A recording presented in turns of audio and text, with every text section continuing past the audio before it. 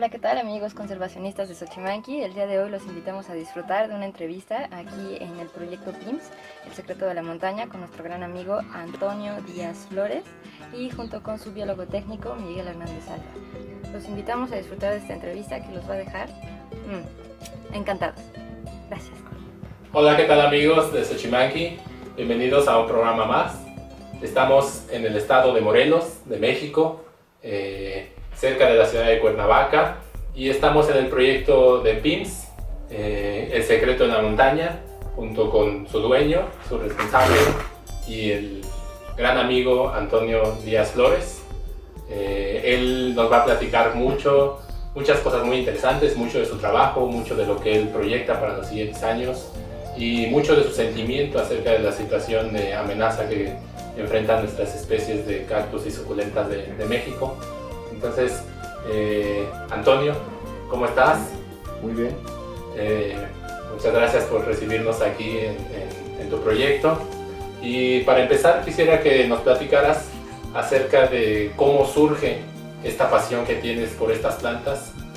Tenemos aquí un bello ejemplar de Digitostigma caput medusae, que es uno de los emblemas de la conservación de cactáceas en México, una planta que ya se considera casi extinta. Y tú tienes mucho trabajo con estas plantas, pero no solo con esto, sino que tienes muchas cosas que contarnos más. Pero antes te pido que nos cuentes cómo es que surge esta parte, cómo es que tú decides entrar a los cactus y decides formar este proyecto que llamas El Secreto de la Montaña. Bueno, primero que nada, pues muchas gracias por esta oportunidad que me da el proyecto Xochimanqui, que está encaminado principalmente a la divulgación de estas plantas tan interesantes que, digo, si uno no tiene cuidado, pues te pierdes en este mundo tan fascinante de las cactáceas.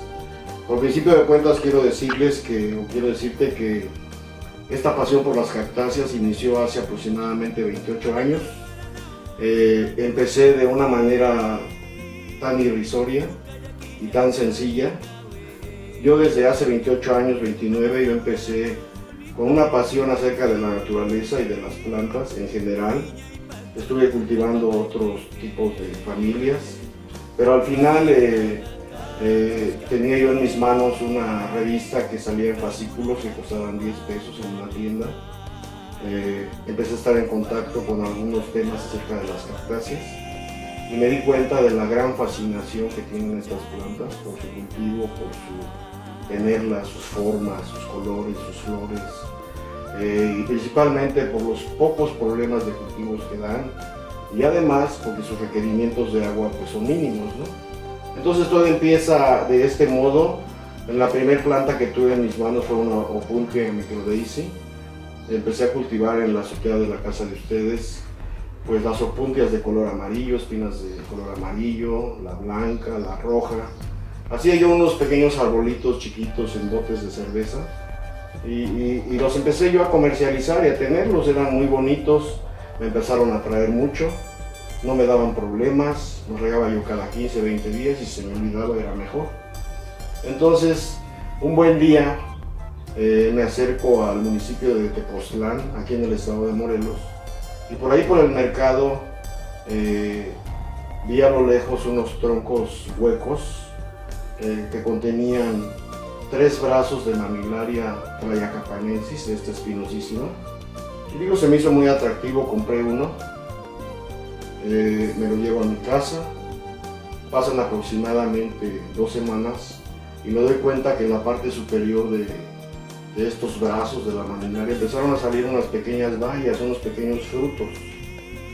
Es así como tomo uno de ellos, lo abro y me doy cuenta que tenía una cantidad impresionante de semillas. Bueno, es así como empecé a darme cuenta de que estas plantas son tan interesantes, tan importantes, que su manera de reproducción es sin medida por esa cantidad de semillas que tenían estos frutos. No sabía yo nada de cactáceas, fui a mi revista, en ese momento ya había salido un fascículo donde hablaba un poco de cactáceas y traía la manera de cómo sembrar estas semillas en condiciones europeas. Hice la prueba, igual fue mi sorpresa. Puse todas las semillas que colecté de estas 3 plantas, las puse a germinar, apliqué carbón vegetal como fungicida y al cabo de una semana me di cuenta que esto era invasivo, que era algo fascinante. Nacieron cerca de 2000 plantas y esto de verdad que me pareció muy interesante y es así como a mí me nace el interés por estas plantas y de ahí en adelante yo ya no paré. Han pasado 28 años, los primeros 15, 18 años me dediqué a comprar y comprar cactáceas cada 8 días, gastándome todo lo que ganaba. Las fui cultivando, no me deshice de ningún ejemplar. Fueron creciendo y actualmente estas plantas son mis plantas productoras de semilla. Produzco semillas en grandes cantidades, siembro quizá el 10% de lo que produzco. Es así como esta gran historia empieza. Empecé cultivando en la azotea de su casa. Después ya me corrieron de ahí porque la casa se transminaba y me tuve que trasladar a este lugar. Con muchos esfuerzos compré estos terrenos, los baldíe. Hice una pequeña navecita al principio. Creo que llegué con 40 metros cuadrados de cactáceas, que era casi nada. Pero bueno, la historia siguió, mi pasión siguió creciendo. Después me conecté con un vivero de cactáceas en Tepoztlán, que era de Joseph. Y ahí encontré muchas especies. Me hice de muchos grupos de plantas, empecé a comprar de 5 plantas de cada especie. Pasó el tiempo, sigue pasando el tiempo, siguen creciendo. Me seguí envenenando con esta familia porque las floraciones son fascinantes, las formas, las espinas, los colores, etc. Y bueno, está por demás decirles todo lo que ha sucedido, pero en la actualidad, pues esto se ha convertido en un monstruo de cactáceas, ¿no? Llega el momento en que tengo que levantar un inventario acerca de mis plantas para hacer un registro ante la Semarnat y me doy cuenta que muchas de las especies que de repente ansiaba ya las tenía, porque yo compré sin conocer nombres, sin conocer absolutamente ni siquiera de dónde venían las plantas. Entonces es así como estas plantas han crecido muchísimo y actualmente pues puedo producir y puedo sembrar lo que yo quiera. Entonces pues esta es una fascinación tan importante que nos lleva actualmente a considerar esta familia como una familia muy amenazada, una familia que actualmente me doy cuenta y sé por información de los medios de comunicación y de las gentes que se dedican a esto, que muchas de estas plantas están desapareciendo, ¿no? Por una falta de cultura en México acerca de estas plantas y que de verdad es lamentable que este recurso que tenemos en México no lo sepamos aprovechar. Mejor los extranjeros que vienen se llevan las cosas y están haciendo grandes negocios, ¿no?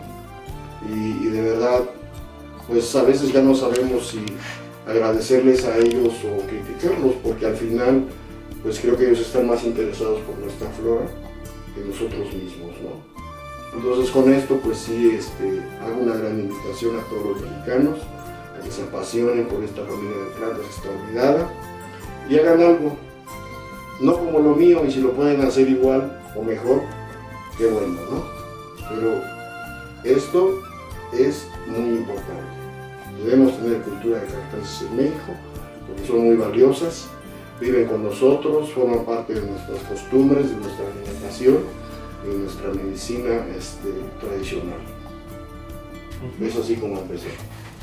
Ya ven, es realmente fascinante todo lo que nos estás contando.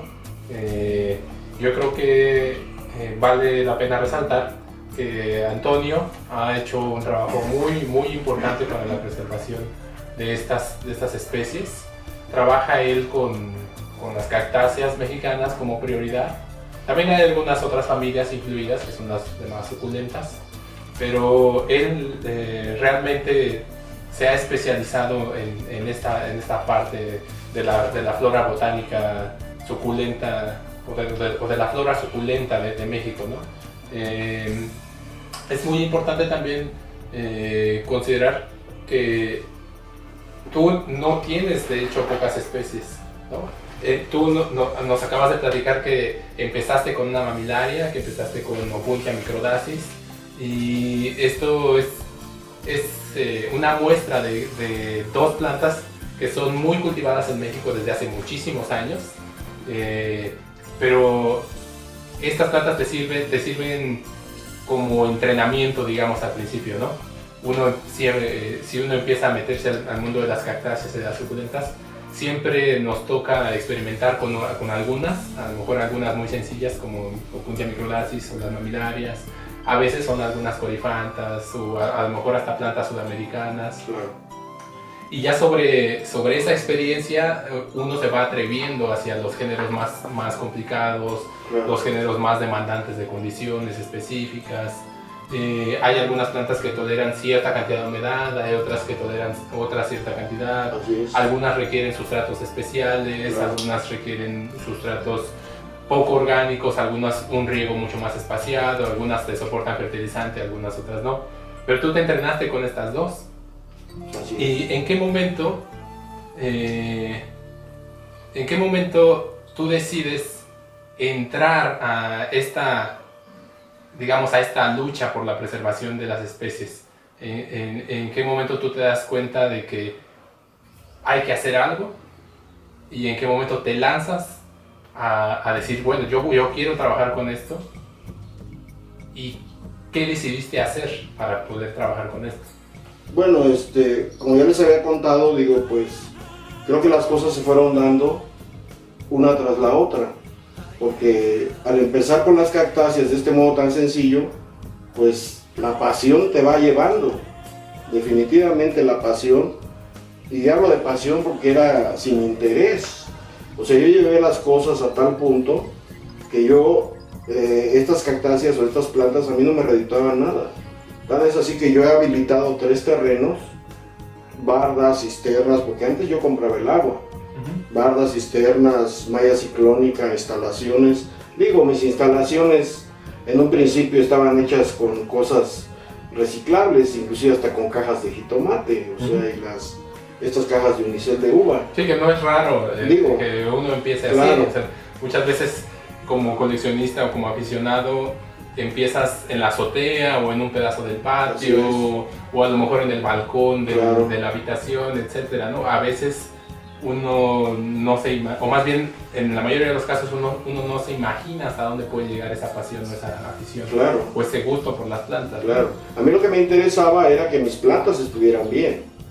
Entonces digo, me acerqué a empresas a ver en cuánto salía un túnel, cuánto costaba, y pues la verdad es que eran precios estratosféricos. Entonces, ¿qué tuve que hacer?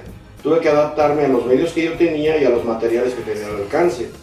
Tan es así que si ustedes analizan uno de mis túneles, están hechos a mano, están hechos con varilla de media. Son túneles muy sencillos, pero que son muy eficaces para el cultivo de las cactáceas. Sí. Y no tengo ningún problema con ellos. El plástico lo cambio en media hora, por ejemplo. Si vienen unas fuertes corrientes de aire, como son de varilla, son muy flexibles y jamás se los va a llevar el aire. Y bueno, volviendo al tema de la preservación, como te estaba yo diciendo, pues resulta que esta pasión te va conduciendo, te va llevando. Empiezas con algo sencillo y bueno, empecé a leer, en aquel tiempo pues tampoco internet había. Estamos hablando de 28 años. Entonces por ahí en una librería un amigo me dijo, ¿sabes qué? En esta librería hay un libro de cactáceas, te interesa, te lo traigo y me lo pagas. Se lo pedí, empecé a leer, empezaron a aparecer otros géneros, me empezó a interesar más el asunto. ¿Por qué? Porque de repente en estas pequeñas descripciones de las cactáceas se hablaba, ¿verdad?, de que son cactáceas, por ejemplo, Astecium riteri, ¿no? Pues que las semillas son como un polvo, que los crecimientos son muy lentos, que la historia narra que esta planta costaba lo que pesaba en oro, que esta planta es muy asediada por los coleccionistas extranjeros, todo enfocado al extranjero. Entonces digo, eso te va incitando a que tú vayas entrando y te vayas interesando de otras nuevas especies, y es así como vas recorriendo el camino, de menos a más, hasta llegar a especies que son de difícil cultivo, especies que tienen, como tú lo sabes, raíces napiformes que son muy delicadas. Y digo, especies que crecen muy lento y que pues, ya posteriormente pasan los años y empiezo a meterme a los injertos con muchos problemas, no había maneras de cómo injertar. Y digo, una de las primeras técnicas que utilicé para injertar fue fabricando unas pequeñas bases como la de los mecheros Bunsen, con un pequeño fleje encima, y digo, hacía 10 injertos al día. Entonces, pero empecé a hacerlo y empecé a ver resultados. Y es así como en la actualidad, bueno, una de las partes importantes de la preservación son los injertos. ¿Por qué? Porque un injerto lo único que hace es proteger a la planta en cuestión, hacerla crecer rápido, florecer rápido, y por lo tanto tenemos semillas rápido. Es así como yo incursioné también en el mundo de los injertos y en el mundo de las plantas difíciles que actualmente ya conozco que están en la norma. Sí, esto es muy importante porque tú nos estás comentando que te enteraste por amigos de que estas especies también estaban amenazadas. Claro. Te enteraste también por publicaciones, que no hay muchas en español, no hay muchas en México. Algunas se han realizado, pero han desaparecido, ya no se volvieron a editar, etcétera, son muy difíciles de encontrar. Algunos de los textos que encontramos en México están en inglés, digo es que la mayoría, y bueno, eso es un gran problema. Pero además, tú formaste parte de un grupo que tuvimos el gusto de estar los dos. Eso es lo que quería decir también. Y en ese grupo pasaron muchas cosas muy interesantes. Sí, claro. Sí, este grupo estaba asociado a la Sociedad Mexicana de Cactología. Sí, claro. Nos dedicábamos a la divulgación, nos dedicábamos a la conservación. Pero cuéntanos, ¿qué más pasó en este grupo? Sí, miren, entonces lo que les quiero decir es lo siguiente. Mi conocimiento desde hace 28 años hasta hace aproximadamente 5 o 6 años que yo te conozco, pues bueno, mi conocimiento todo fue empírico. O sea, fue, decimos por ahí los mexicanos, a golpe de calcetín. Pero bueno, entonces tenía yo un amigo que me llama por teléfono y me dice, mira, ¿sabes qué? En Jardín Botánico de la UNAM se va a llevar a cabo un diplomado de cactáceas. Y yo le dije, pues vete a asomar a ver qué pasa, en qué consiste. Entonces regresa con la respuesta y dice, no, pues va a estar muy interesante. Entonces yo le dije, hay que entrar. Y fue así como que te conocí. Entonces, cuando yo llegué a este diplomado, yo fui muy explícito y les dije, vengo a reforzar mi conocimiento de cactáceas, porque yo no soy biólogo. Y fue así como empezamos a incursionar en el mundo de las cactáceas, pero ya con otro tipo de enfoque, ya con un enfoque más científico, un enfoque más de conservación, más profesional, un enfoque, digo, con más significado ecológico, con más significado botánico, etcétera, ¿no? Y es así como ya estamos dentro de, digo, proyectos todavía ya más sofisticados acerca de las cactáceas, ¿no? Así es como estamos, ¿no? Sí, de hecho es también muy importante rescatar que en este grupo empezamos a formar proyectos de divulgación muy profesionales. Empezamos a organizar eventos, de hecho fuimos los primeros en organizar eventos de manera profesional, con un formato adecuado, con divulgación de la ciencia como eje central. Claro. Y Antonio realmente fue uno de los personajes más importantes y sigue siendo uno de los personajes más importantes en el grupo porque él tenía y tiene aún y seguirá teniendo la experiencia que a lo mejor, que quizá uno como científico no tiene, porque un científico generalmente trabaja con lo que hay en el laboratorio, trabaja con lo que hay en la institución, pero no alcanzamos a tener la experiencia de alguien que trabaja todos los días y que además es su materia prima, es su proyecto, digamos, de vida, ¿no? Entonces eso fue muy importante. Claro. Entonces, este vivero, cuéntanos, ¿cuántas especies tiene más o menos, aproximadamente? Y sobre todo también cuéntanos, en el caso de las especies amenazadas que están incluidas en nuestra lista roja de México, que es la norma oficial mexicana 059 Semarnat 2010, que ya está próxima para actualizarse, cuéntanos cuántas especies tienes, cuántas especies incluidas en la NOM tienes, que son las especies amenazadas, que no todas las especies de la NOM están por ejemplo, en la lista roja de CITES, ¿no? o más bien en la lista roja, y no están tampoco en la lista de CITES, que son las otras dos listas de especies amenazadas. Y ¿qué logros de este proyecto, del Secreto de la Montaña, nos quisieras platicar también? Sí, mira, el asunto es el siguiente.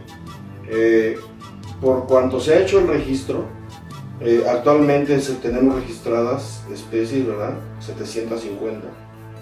De este bloque es sin subespecies. Si subimos a subespecies, creo que sube como a 1500. Y de este grueso del inventario, aproximadamente tengo el 60% que están en la norma. Uh-huh. ¿Sí? O sea, estaríamos hablando de que el 60% de las especies mexicanas de cactáceas y algunas otras suculentas, porque también hay algunos agaves, el 60% de las especies se están trabajando en este proyecto, sí, en el Secreto de la Montaña, en Morelos, en este país, claro. México, ¿no? Que es donde son estas plantas. Así es. Ajá. Y digo, quiero hacer un comentario muy importante porque la base de la reproducción es el clima. Y en Cuernavaca tenemos un clima excelente para el cultivo de las cactáceas. Uh-huh. Si nos remontamos a lugares como el Distrito Federal y otros lugares donde verdaderamente hace frío o hay inviernos, los crecimientos están como a la tercera parte de lo que sucede aquí. Uh-huh. Y las germinaciones por igual. Entonces estamos hablando de que aquí, pues, la reproducción de estas plantas que principalmente están en la norma es muy sencilla y es rápida, ¿no? Crecen rápido las plantas. Sí. Tal es el caso, por ejemplo, te mostraba hace un momento el caso del Gitostigma caput medusae, ¿no? Que actualmente, para mí se me hace hasta, algo de risa, porque actualmente tengo allá 20 semilleros con una germinación como del 80 o 90%. O sea, estaríamos hablando de este año una producción de unas 5.000 plantas aproximadamente de Gitostigma. Así es. Y así sucede con Turbinicarpus, con Astrophytum, con Ariocarpus, ¿no? Que los estamos echando a andar a base de los injertos, ¿no? Y que tenemos crecimientos y floraciones al año y medio, uh-huh, después de 3 o 4 meses de haber nacido. Entonces estamos hablando de plantas madres de 2 años. Y de plantas que están en la norma, esto es fascinante, ¿no? Uh-huh. Estamos involucrados con la preservación y algo más. ¿Sale? Sí, esto es realmente muy emocionante porque este es uno de los proyectos más importantes que hay en el país, si no es que el proyecto más importante en conservación de cactáceas del país. Y de hecho también es este predio de conservación que está registrado ante Semarnat, ante la Dirección General de Vida Silvestre, es quizá el proyecto con el inventario más grande de especies amenazadas en México, ¿no? Y además que está completamente actualizado, que está completamente vigente y que está completamente en regla en sus operaciones, ¿no? Que eso también es ejemplar y es raro en México, ¿no? ¿Y qué sabes en tu experiencia? ¿Qué sabes que sean los factores? ¿Qué factores reconoces tú de las especies que las vuelven tan amenazadas? ¿Por qué consideras tú que estas especies estén amenazadas en México? Bueno, muchas de las especies que tenemos en México están muy amenazadas, principalmente primero por el gran endemismo que tenemos en México, de que tenemos especies que viven en lugares muy pequeñitos y únicos de este país. Entonces, una de las partes interesantes que hay que ver aquí es que estas especies en sí mismas son muy importantes. Entonces son muy asediadas por coleccionistas sin escrúpulos a veces. Y las condiciones también climáticas también están involucradas, los usos de suelo también que autoriza el gobierno mexicano, como son mineras, pues destruyen estos lugares. Vienen también extranjeros y se llevan nuestras plantas. Y también la ganadería sin medida, sueltan grandes cantidades de ganado caprino, vacuno, caballar, etc. Y digo, me ha tocado ver en algunos de estos lugares como nuestras cactáceas son comidas prácticamente por los animales. Y digo, estos son factores que están afectando a la conservación de estas especies. Entonces están desapareciendo, y si a eso le sumamos que muchos de nosotros los mexicanos no sabemos nada de esto, pues igual y la mancha urbana va creciendo y no hacemos nada, ¿no? Entonces tampoco el gobierno mexicano hace nada, y hay lugares donde se deberían de custodiar ya por algún mecanismo de protección, y sin embargo tampoco se hace nada, ¿no? Entonces todo esto son factores que están terminando con nuestras especies, y si no hacemos nada van a desaparecer. Sí, eso nos lleva al análisis de lo que ha estado sucediendo con la norma oficial mexicana, con la función de los proyectos de conservación. Digamos que a grandes rasgos el impacto que se está generando es poco, y hasta parece que no está pasando nada, ¿no? Es tan limitado, es tan difícil de pronto luchar contra cosas que no se conocen, como por ejemplo el saqueo, ¿no? Que realmente el impacto sobre la conservación de estas plantas en su hábitat natural realmente es muy poco, ¿no? Sí. El crecimiento de la mancha urbana sin regulación, sin tomar en cuenta la presencia de especies amenazadas, realmente ha generado muchas pérdidas de hábitats naturales, y además pérdidas de poblaciones de nuestras plantas, que nosotros podemos catalogar como extinciones locales o regionales de estas plantas, ¿no? Esto es muy importante de resaltar, y entonces eso apoya la necesidad de proyectos como el de Antonio, que se consideran como proyectos ex situ, es decir, proyectos que se realizan fuera del hábitat natural de las plantas. Entonces se tiene que hacer el trabajo en proyectos de conservación externos fuera del hábitat natural, y después quizá si hay condiciones naturales propias para que se establezcan otra vez estas plantas, se pueden reintroducir. Pero el problema que enfrentamos es que una vez que desaparece una población, una vez que desaparece un hábitat natural, en el caso de especies endémicas o microendémicas, son tan específicas, son tan particulares sus condiciones, que realmente es muy difícil que vuelvan a estar en su hábitat natural, que ya no está. Y de ahí nace, para finalizar esa entrevista, ¿verdad?, una gran invitación que hago a todas las personas que se dedican al cultivo y al tener cactáceas en sus lugares, y a todos aquellos que se dicen vamos por la preservación, a que se dediquen a trabajar, y solo a trabajar por esta gran familia de plantas, y dejémonos de los dimes y diretes que tanto circulan por internet y por otros medios. Solamente les digo, trabajen y hagan, porque si no hacen esto, entre nosotros mismos nos vamos a comer, y eso no se vale. Dediquémonos a trabajar en pos de esta gran familia de plantas que tienen mucho valor para todos nosotros los mexicanos. Gracias. Sí, ¿qué mensaje les dejas tú a estos amigos que nos escuchan, estos amigos que nos ven por internet en Xochimilco? ¿Qué les puedes decir tú para que vayamos teniendo un mayor impacto en la conservación de nuestras especies? Bueno, pues creo que ya lo mencioné, es algo muy sencillo y que todos lo podemos hacer.